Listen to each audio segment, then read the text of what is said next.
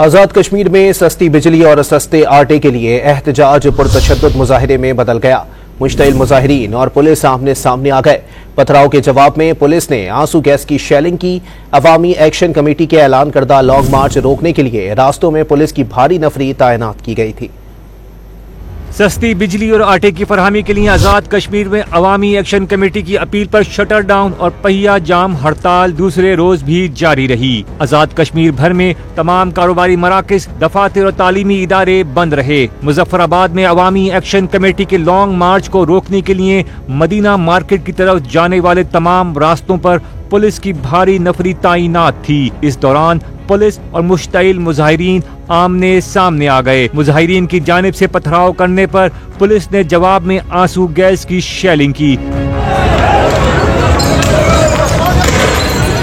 اس دوران پولیس کے تشدد سے بچنے کی کوشش کرنے والا شخص کھائی میں گر کر شدید زخمی ہو گیا۔